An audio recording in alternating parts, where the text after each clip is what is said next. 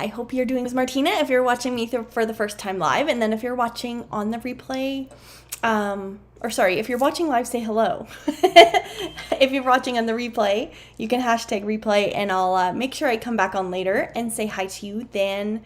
So if you don't know me and what I'm all about, I am Martina Wall, and I am a curvy self-love guide empowering women to find self-love at any size through many different holistic and mystic approaches. And so today I wanted to talk to you about intuitive eating, and that it's not about giving up, but letting go. And I love that statement. It just totally resonates with me, especially. I don't know if it resonates with you, but it totally resonates with me. Something that I, in the past, had always kind of thought of, if I was to ever stop dieting, that I would be giving up on myself, giving up on my happiness, giving up on all these things, right? But what I have realized in the last couple years is that starting to heal my relationship with food and making peace with food, it wasn't about that I was giving up. It was about that I was letting go of all these things that were no longer serving me. So what I wanted to share with you guys today is a little bit of like a perspective on looking at this from, because I know that's often a question that gets asked with intuitive eating. Well, if you're giving up on dieting, then you're just giving up on yourself. Like, you're going to let yourself go.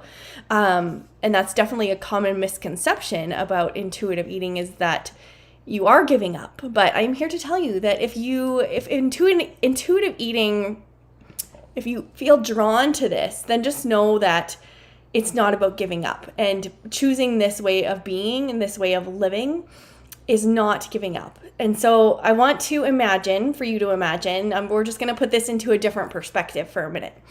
So imagine that you're standing in a field, and on the other end of the field is diet culture or dieting. Or it could be an eating disorder. It could be your history of dieting or disordered eating. So on either sides of this field, here you guys stand. Between the two of you is a long rope, and in between that rope there is like a big canyon. And so we're each holding on to each of the ends of this rope, and we are having a game of tug of war. So think about this, right? So think as you pull back and forth, as you diet, as you don't diet, as you diet, as you don't diet, you feel like you must not lose this game of tug of war and that you must win at all costs.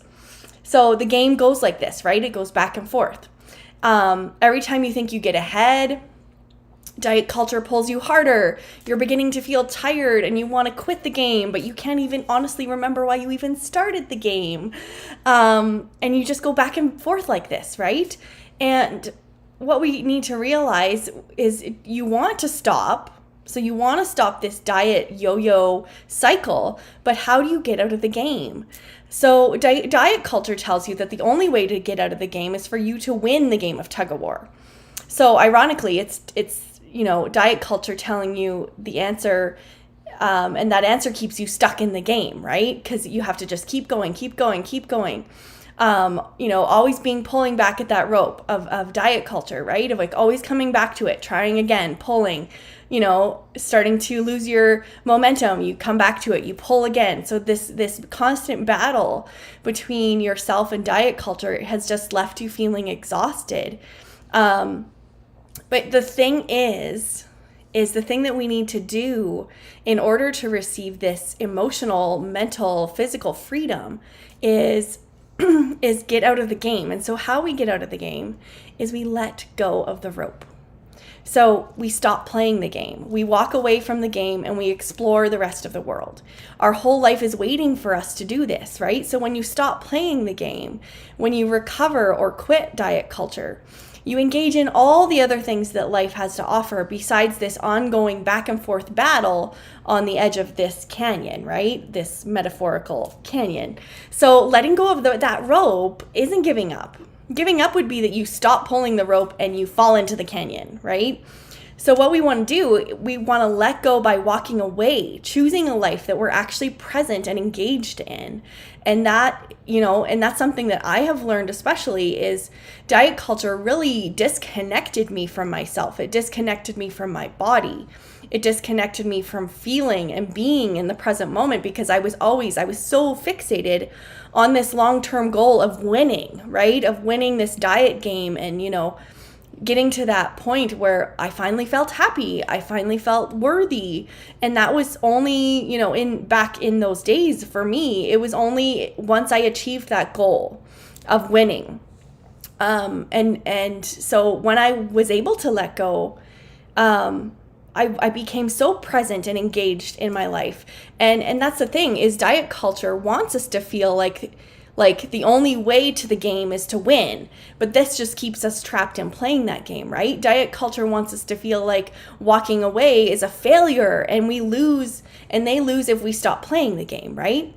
So it ends their game when it comes to diet culture, and it hurts their bottom line, right? Because diet culture and the diet industry is a multi-billion-dollar industry, right? So there's an underlying belief or fear in diet culture that dropping out of diet culture and becoming either an intuitive eater or mindful eater is giving up, right? And that eating what you want and responding to your body's body, so when we do this, when we eat what we want and respond to our body's cues, we are letting ourselves go. And these beliefs could not be further from the truth, you guys. And this is something I have learned firsthand, is quitting diet culture and becoming an intuitive eater or mindful eater is reclaiming you. It is reconnecting with yourself. It's valuing yourself over what diet culture says that you should value. It's being brave. It's discovering yourself. It's reconnecting with your body. It's looking at internal instead of external things to validate yourself. And it's giving up on all the lies, the promises, and the dysfunction of diet culture. It's just so crazy that so much of our young adult years are put into diet culture. And I know so many people who've done that, myself included. You consume so much of these years of your life on just being so focused on diet and dieting and weight loss that you forget life. You forget that you're in this moment with me, or you forget that you're in this moment with your family or your friends, because you're so hyper focused on the outcome of what diet culture tells you you have to be doing, right? So with that, a couple things. So number one, that it's a trap. The game is designed to last forever. So diet culture, they want you to do really well, and then they want you to fail, because the diet culture, it's like a cycle, right? Like they want you to keep just trying and trying and trying and trying and losing and trying. And, yes, they lead to weight loss, but they're followed by weight gain. Research has repeatedly shown that 95 to 98% of people will gain the weight back, and that 66% of the people will gain back more weight than what they started from. So the biggest predictor of weight gain is dieting. And this of course keeps you stuck in that game, and it just keeps repeating itself. So it is a trap. This is exactly how diet culture is supposed to go. You're supposed to lose weight, you're supposed to feel good, and then you're supposed to gain the weight back and then start over again. And so it's also a distraction, right? So playing, and I've kind of already said this, is that playing tug of war is that distraction from everything else in life. When you're playing that game with diet culture, it becomes that sole focus of what you're doing, right? It changes where you go, what you do, who you spend time with, what you choose to let in your life, all those things, right? And it's actually a huge distraction from living a life consistent with your true values. And so imagine, let's go back to this scenario of the tug of war game, right? Imagine standing at that cliff playing tug of war. You're pulling and going back and forth, and everything else in the world is behind you, and you have your back to it. So you can't fully be present and engage in life when you're distracted by the tug of war in front of you, right? And I can totally attest to that. I spent so much time being so focused on getting my, these intense workout done, not eating anything out of line in what my diet told me I could do, skipping family dinners because I didn't want to eat that food, or,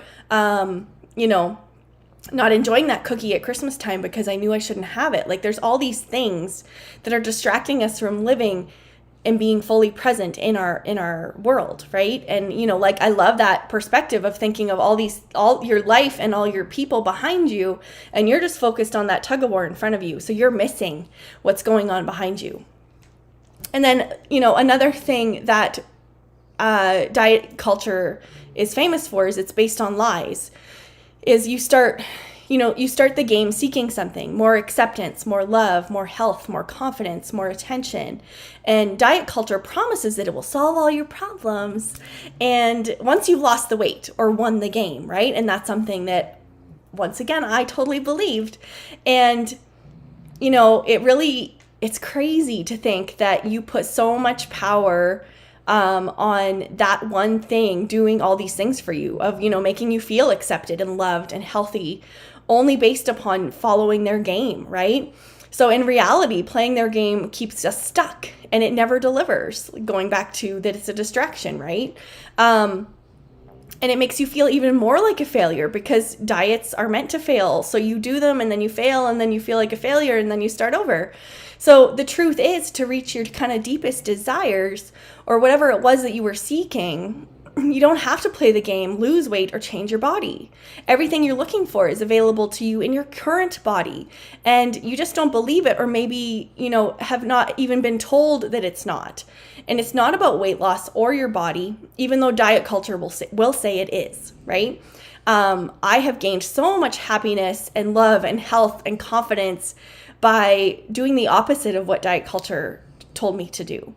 By learning to accept and respect my body, doing that inner healing, you know, finding these ways of peace and being in the present moment and engaging.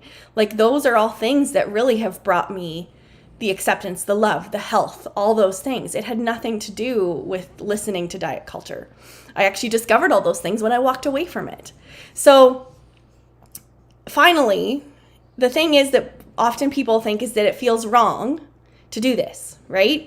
And I was really scared of doing this at first too, because I felt that I would be so judged when I didn't set a New Year's resolution to lose 100 pounds. I would feel like, you know, if I'm in a room full of people telling me on how little they're eating, I would feel guilty because I'm eating what I wanted to eat, you know, whether that be good or bad, which is a whole nother thing of the whole stigmatism around that.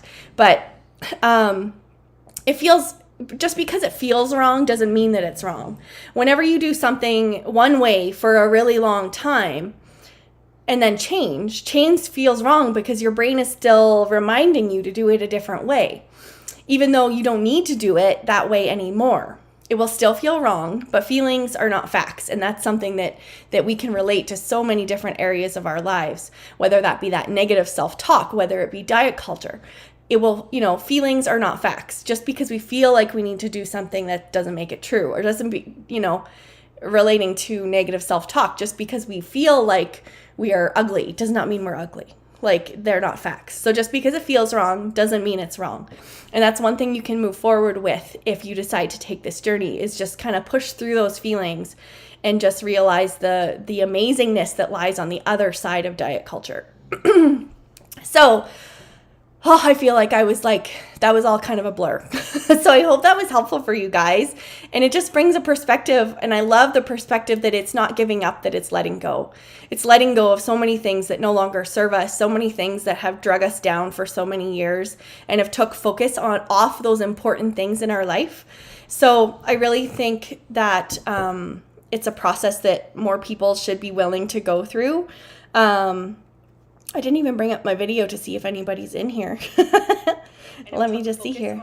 Oh, there's a couple people there. So anyway, I hope this was helpful for you guys. If you want to learn more about intuitive eating, I have a couple different ways that you can connect with me through that form of learning to kind of unlearn diet culture. First thing that you could do would be to visit my group. I have a free community called Imperfectly Perfect You. It is a group for women who are just trying to work through unlearning what society has taught us about a lot of different things, about learning to accept and respect our bodies, learning to trust our intuition when it comes to our food and our movement and our self-care practices, just so many different things to really give you the confidence to be brave with your life and find that part of yourself that's been buried for so long, and learn, being able to let go of that rope when we're talking about our tug-of-war scenario, right? So follow the link in the description of the video, and that will take you to the group. And I didn't even say this in the beginning. I'm all over the place today. If you wanted to, I would love it if you went over to YouTube when this video is done. I have a YouTube channel where all this lovely content lies. I have yoga videos on there, meditations, self-love topics like this one, and intuitive eating, all sorts of lovely stuff. So if you want to follow me over there, there's over 200 videos on my channel, and you'll be able to just have so many cool things to watch. So you can hit the subscribe button and the bell to receive notifications for each time that I post new videos. And yeah, so I would love to have you over there too. What else, you guys? One more thing, I guess. Let's talk about this quickly. I'm doing a 21-day self-love challenge in my free community right now. It is an amazing challenge so far, and we are really learning a lot about ourselves. If that is something that sounds good to you, you could pop into the challenge still. We are on day 11, so you may have to do a little bit of homework to catch up, but we would love to have you within that program. There is lots of giveaways that are going to be done at the end of the challenge, and just a lot of support and encouragement and accountability to really starting to help you to discover your self-love and continue on that journey. So anyway, that's all I had for you guys today. I have lots of different ways I can help you with a lot of these different things that I talk about. So please reach out to me if you, want to learn more about what I'm doing. There's lots of different elements to all the things that I am helping people with. So I would love to just have a conversation with you. So please feel free to reach out anytime, and we will talk to you guys soon. So I hope you have the best day.